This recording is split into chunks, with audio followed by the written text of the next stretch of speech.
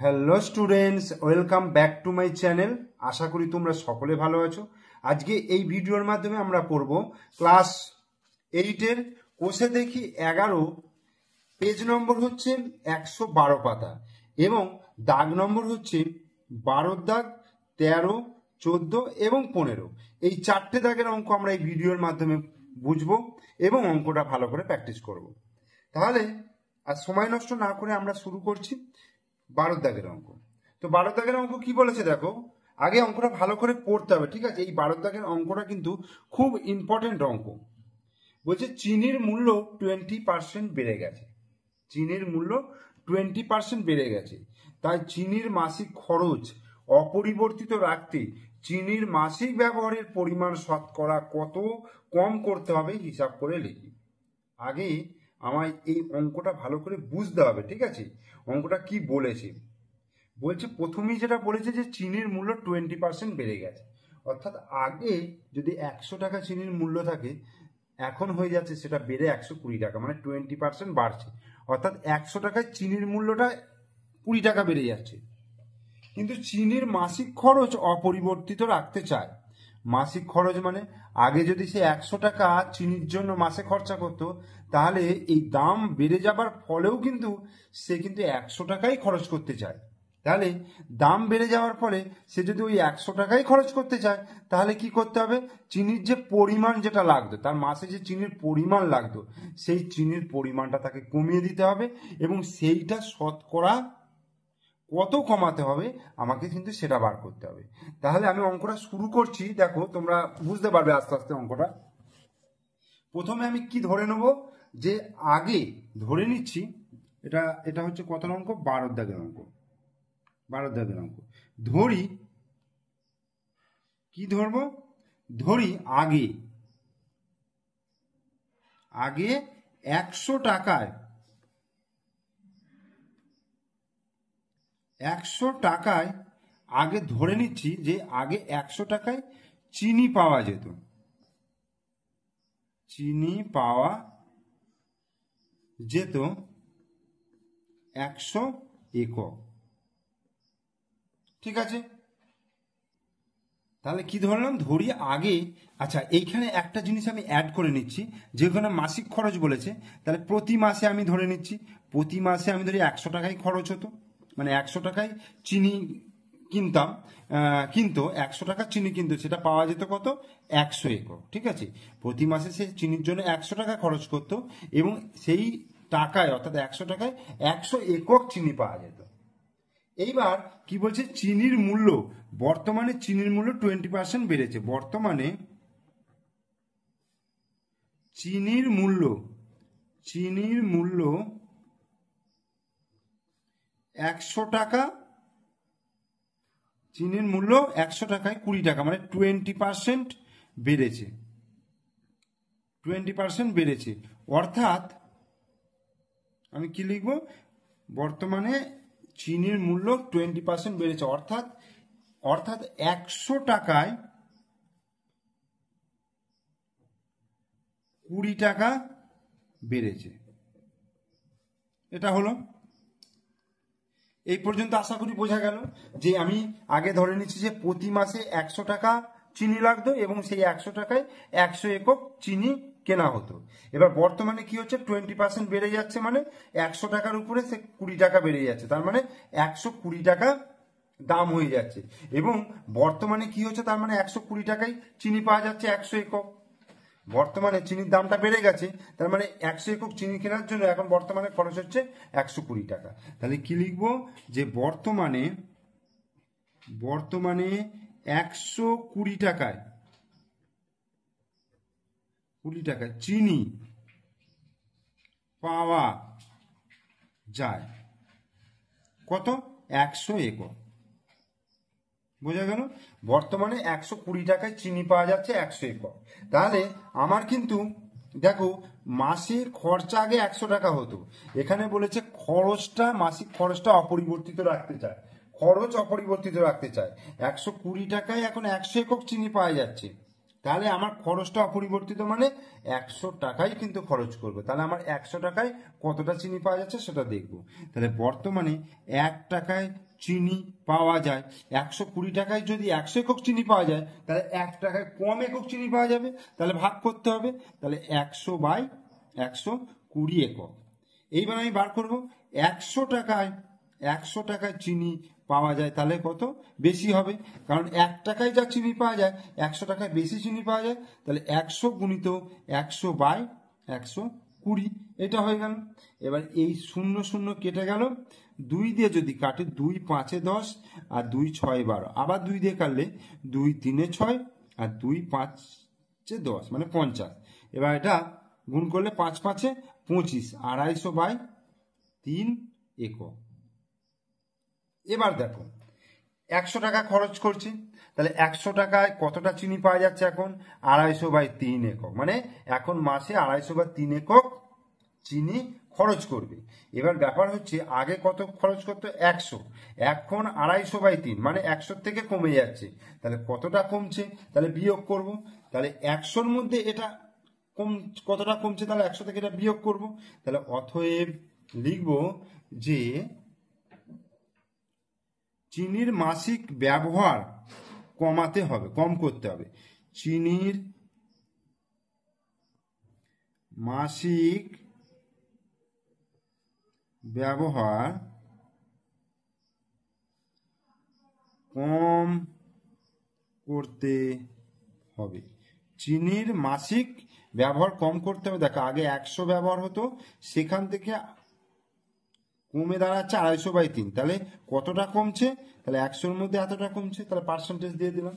তাহলে এটা যদি, তাহলে 3 হচ্ছে লসাগু, তাহলে 3 100 300 হলো -250 এই পার্সেন্ট, অর্থাৎ 50/3%।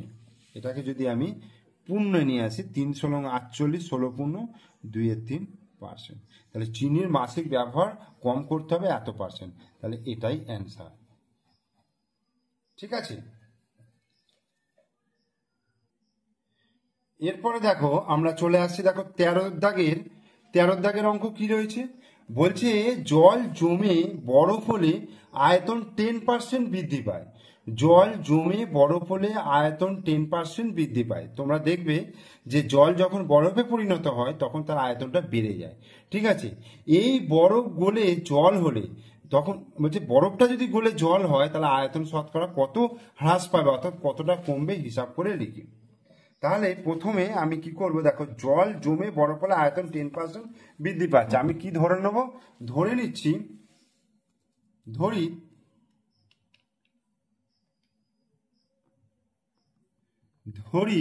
বলছে জল জমে বরফ হলে আয়তন 10% বৃদ্ধি পায়, ধরি জলের আয়তন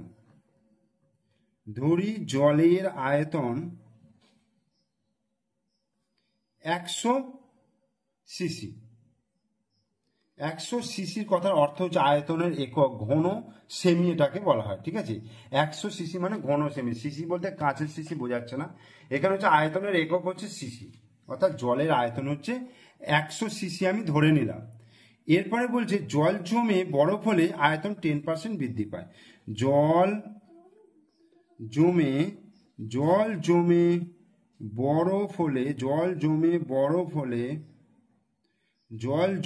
বরফ হলে আয়তন 10% বৃদ্ধি পায়, আয়তন 10% বৃদ্ধি পায়, জল জমে বরফ হলে আয়তন 10% বৃদ্ধি পায়। ঠিক আছে, ধরি জলের আয়তন 100 সিসি, তাহলে জল জমে বরফ হলে আয়তন 10% বৃদ্ধি পায়, অতএব কি হবে, বরফের আয়তন, অতএব বরফের আয়তন, তাহলে বরফের আয়তন তাহলে কি হবে, দেখো 100 সিসি ছিল, সেখানে আবার 10 সিসি যোগ হচ্ছে, তাহলে কত হয়ে গেল, 110 সিসি।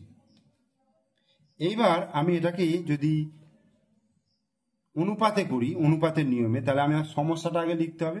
তাহলে গণিতের ভাষায় সমস্যাটি হলো, তাহলে জলের আয়তন, দেখো জলের আয়তন আর বরফের আয়তন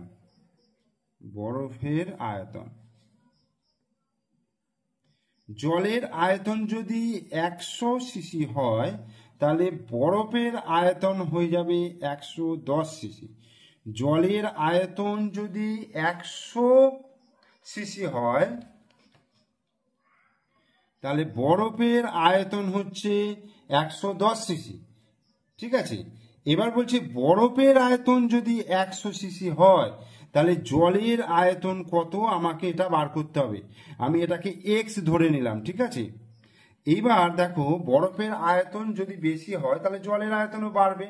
তাহলে এটা হচ্ছে সরল সমানুপাতি। তাহলে বরফের আয়তনের সঙ্গে বরফের আয়তনের সঙ্গে জলের আয়তন বরফের আয়তনের সঙ্গে জলের আয়তন সরল সম্পর্ক। বরফের আয়তনের সঙ্গে জলের আয়তন হচ্ছে সরল সম্পর্ক। অতএব আমরা কি লিখব? 100:x সমানুপাত 110:100 বা 100/x সমান 110/100। এই হলো। এবার আমি কোণাকুনি গুণ করি। দেখো 110 গুণিত x সমান 100 গুণিত 100, তাহলে বা x সমান তাহলে 100 গুণিত 100/110। তাহলে এই 0 0 কেটে গেল। তাহলে 100 আর 10 গুণ করলে 1000 হচ্ছে। 1000/11, 1000/11। তাহলে কি হচ্ছে দেখো, জলের আয়তন ছিল 100।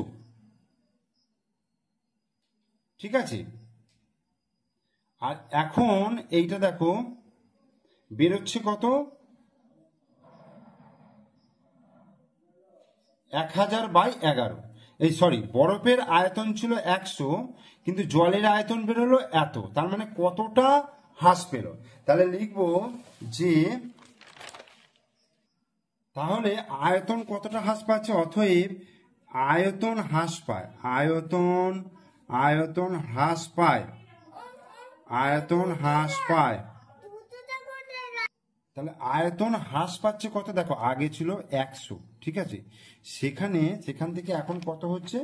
1000/11, 1000/11। এবার এইটা 100-র মধ্যে যেহেতু হচ্ছে তাই এটাকে আমি পার্সেন্টেজ লিখলাম।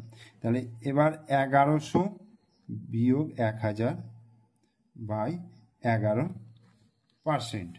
তাহলে 1100 থেকে 1000 বিয়োগ করলে 100/11%, অর্থাৎ 9×11=99, 9×1=11% হ্রাস পাচ্ছে। তাহলে উত্তরটা আমি কি লিখব? উত্তরটা লিখব দেখো, অতএব বরফ গলে জল হলে, বরফ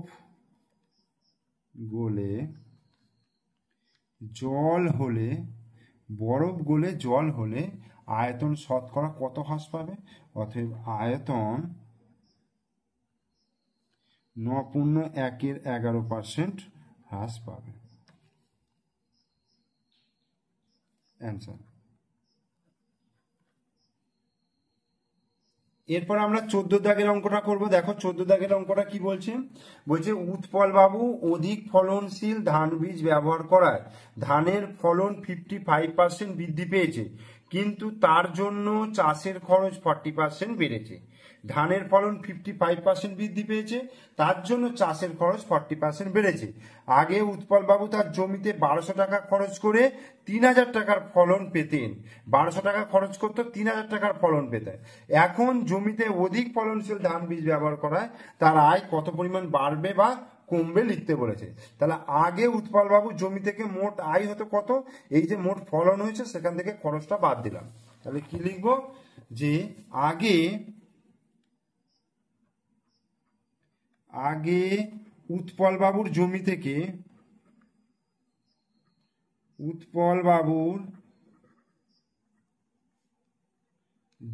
থেকে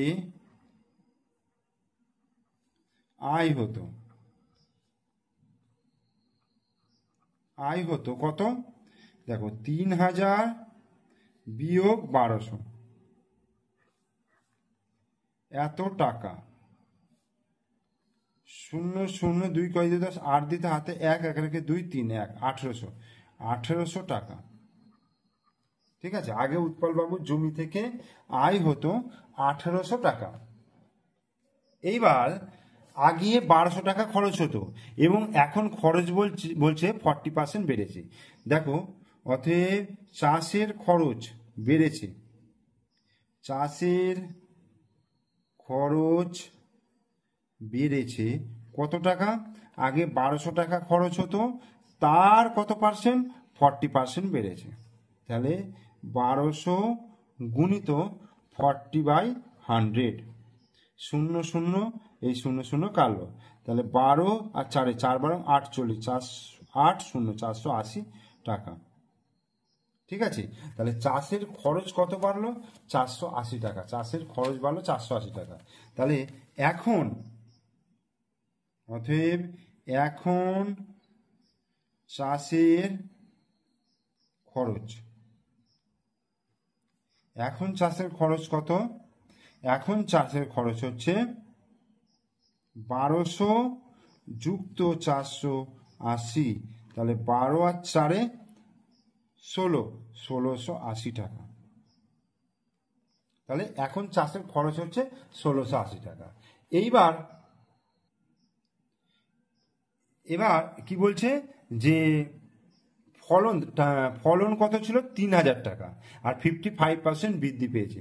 অতএব ধানের ফলন বৃদ্ধি পেয়েছে কত, আগে 3000 টাকার ফলন পাওয়া যেত, তার 55%। এই তাহলে 3000 গুণিত 55/100, 0 0 0 0 কেটে গেল, তাহলে এই একটা শূন্য হলো, আর 3 5 15, 5 হাতে 1, 3 5 15 16, 1650 টাকা। তাহলে অতএব এখন ধানের ফলন, এখন ধানের ফলন আগে কত ছিল, 3000 টাকা, আর এখন বেড়েছে কত, 1650, তাহলে 3000 যুক্ত 1650, তাহলে 4650 টাকা ধানের ফলন হয়েছে। তাহলে ধানের ফলন হয়েছে 4650 টাকা, আর খরচ হয়েছে 1680 টাকা। তাহলে বিয়োগ করলি আমি এখন, অতএব এখন উৎপলবাবুর জমি থেকে আয় হয়, এখন উৎপলবাবুর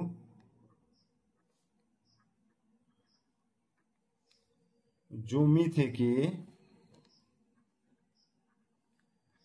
আয় হয়, এখন উৎপলবাবুর জমি থেকে আয় হয় কত, 4650 বিয়োগ 1680, তার মানে 0 8 7 দিতে হাতে 1, 6 7, 7 কয় 16, 9 দিতে হাতে 1, 2 2, 2970 টাকা। তাহলে দেখো, এখন উৎপলবাবু মানে অধিক ফলনশীল ধান বীজ ব্যবহার করার জন্য তার উৎপাদনটা বেড়ে কত হয়েছে, 2970 টাকা। সরি, উৎপাদন নয়, মানে আয়টা বেড়ে হয়েছে 2970 টাকা। কিন্তু আগে আয় কত হতো, আগে দেখো 1800 টাকা আয় হতো। তাহলে কতটা বৃদ্ধি পেল, 2970 থেকে আমি 1800 বিয়োগ করবো। অতএব কি লিখবো উত্তরটা, যে এখন জমিতে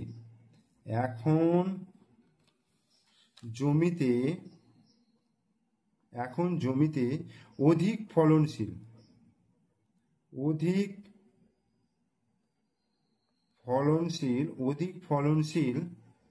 এখন জমিতে অধিক ফলনশীল ধান বীজ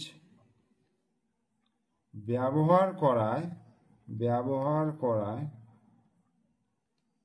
অধিক ফলনশীল ধান বীজ ব্যবহার করায় তার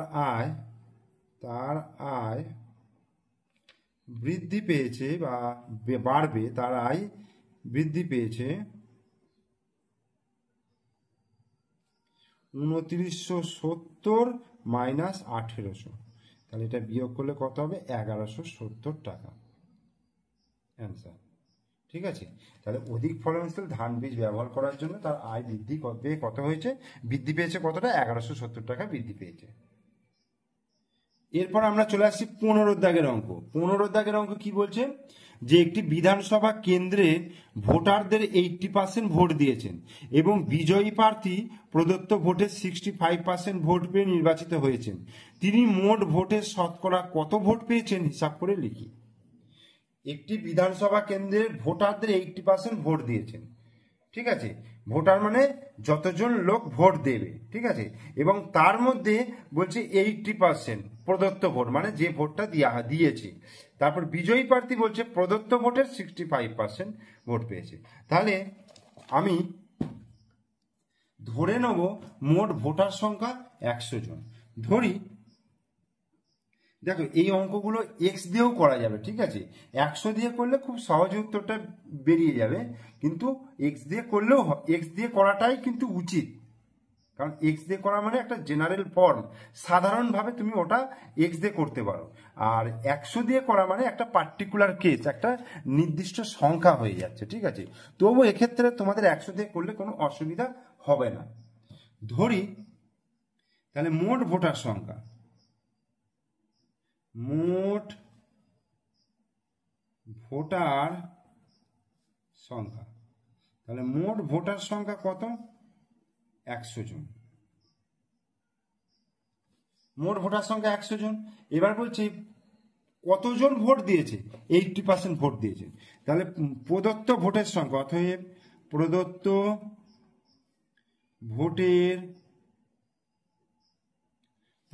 ভোটের সংখ্যা, প্রদত্ত ভোটের সংখ্যা তাহলে কি হবে? 180%, মানে 100 গুণিত 80%, অর্থাৎ 100 গুণিত 80/100, 0 0 0 0 কালো, অর্থাৎ 80 জন। প্রদত্ত ভোটের সংখ্যা 80 জন।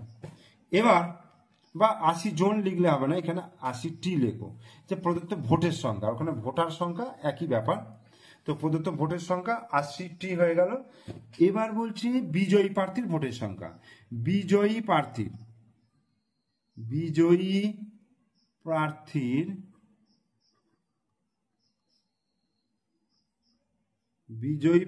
ভোটের সংখ্যা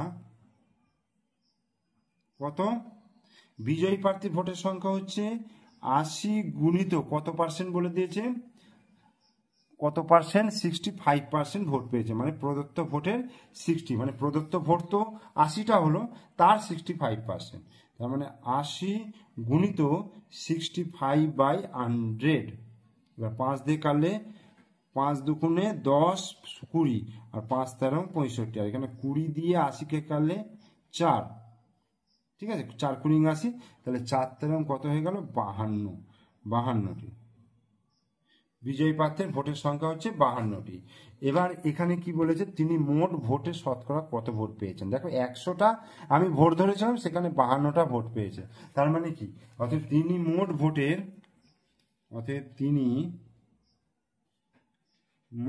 ভোটের 52% ভোট পেয়েছেন। অ্যান্সার। ঠিক আছে, তাহলে 52% ভোট পেয়েছেন। তাহলে এখানেই আমি শেষ করলাম ভিডিওটা। তোমাদের এখানে 15 পর্যন্ত করালাম, অর্থাৎ 12 13 14 15 করালাম। ভালো করে অঙ্কগুলো দেখবে, দেখে যদি ভিডিওটা ভালো লাগে তাহলে অবশ্যই লাইক করবে, কমেন্টস করবে আর শেয়ার করবে। আর আমার চ্যানেলে তোমরা নতুন দর্শক হলে অবশ্যই চ্যানেলটিকে সাবস্ক্রাইব করে দিও, পাশে থাকা বেল আইকন প্রেস করে দিও। ওকে, থ্যাংক ইউ।